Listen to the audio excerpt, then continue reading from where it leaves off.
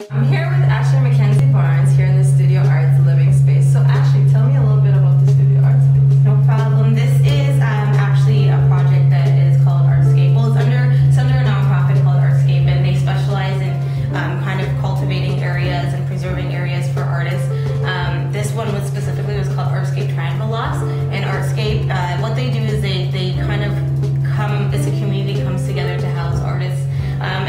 It's kind of, I wouldn't say it's more of a co-op, but it's more geared towards artists living. Okay. So it's anywhere from singers, dancers, musicians, visual artists, painters, photographers, anything under, like writers, anything under that creative belt. So this space, I've been here for a year and a half. It's my live work space, so I use it kind of to do my painting, I do my design work out of here, and then I also live here. So that's kind of the basis of this area. So I see a couple pieces here. Yeah. Briefly describe what inspired you to create these paintings, these lovely paintings with vibrant colors. Well, this style I came up with in 2005 when I did my very first solo art show, which was in 2006. Okay. And I guess a lot of it is kind of combining a design element with kind of like my fine art training. Mm-hmm. So I went away from doing your typical oil and straight pencil and charcoal high realism pieces, and I kind of went a little bit more abstract but with a heavy design feel. Oh. So that was the style that I came up with in 2005, and these three pieces were actually done for a show that I was in 2010 called From the Soul, which was at the ROM for Caravana. So I did these three pieces specifically for that. Wow. So what inspired you to become a visual artist, or when did you know that you had this talent, or when did you discover that? I can't really even take the credit. I was never necessarily inspired to be a visual artist. I wanted to be a veterinarian when I was younger. Okay. And my grade 4 teacher kind of told my mom that I was spending a lot of time on my visual arts homework, and I was really strong in doing the arts, and I didn't really want to do much else. So she said I should look at my mom should look at putting me into a high school, what was called Cardinal Carter, and it's an academy for the arts that starts at grade 7. Mm-hmm. So what happened is that my mom kind of asked me in grade 7, and I didn't want to do it, so she waited till the end of my elementary years, and in high school I started at Cardinal Carter, which was the start of really, developing my creative skills.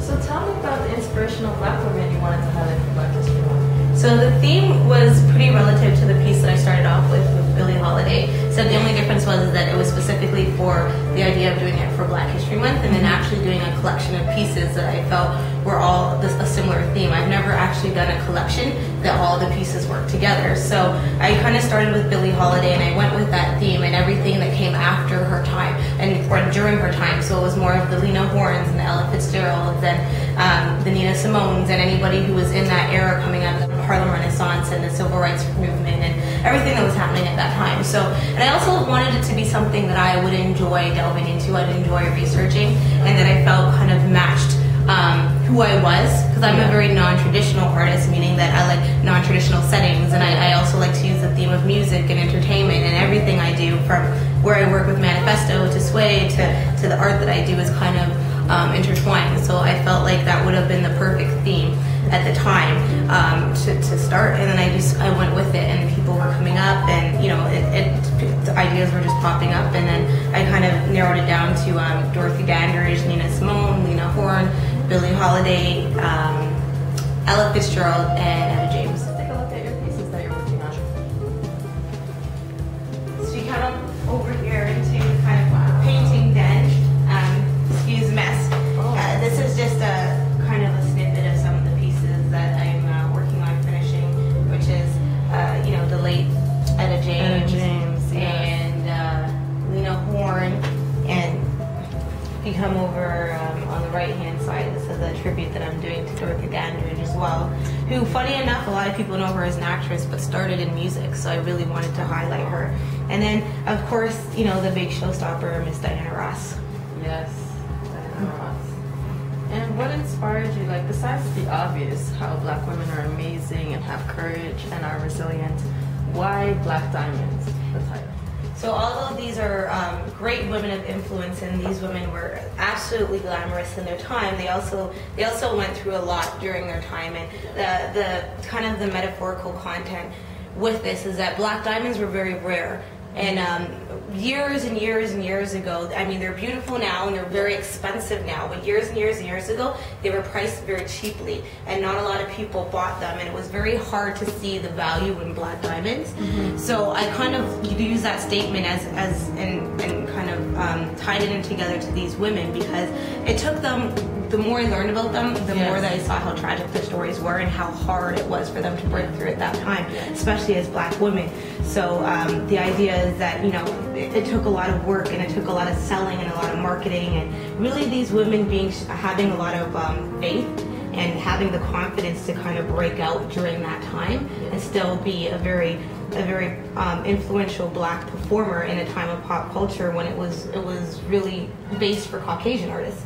So that's where the idea comes there, and they're gorgeous. And when you think of diamonds, you still think of attractive. Yeah, and, you know, diamond are a girl's best friend. But these are black diamonds, so they're rare and they're beautiful, and they're still diamonds, but there's something a little bit more unique about them. That makes sense. So about the black diamonds, you're having outdoors. I am. Performers. Yes, absolutely. So I thought. Again, back to the non-traditional nature, I thought, you know, I had a chance to do this in a gallery, and I kind of backtracked and I said, no, that's not something that I would want to do, nor not that I wouldn't want to go to, but what do I think could really represent these women really well. So I decided to go to Nolans, and they loved the idea, and they're a live jazz bar and a kind of like a higher end dining spot that everybody has tons of work up from a lot of these jazz performers. So I will be doing my launch there. It will be up there for all of Black History Month, so until February 30th, but I will be having my launch there with these pieces Tuesday, February 7th at 7 p.m.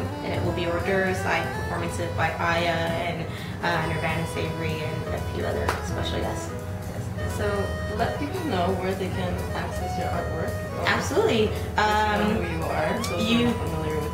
Can definitely, you can Google me, Ashley McKenzie-Barnes, but if you really want to make it harder on yourselves, you can go to Vivid Beauty Designs with an S at the end.com, and right there you can see all of the artwork and the design work, and also kind of get a feeling for what I've done in the past. Thank you very much. You're very welcome. And that's it for Ashley McKenzie-Barnes.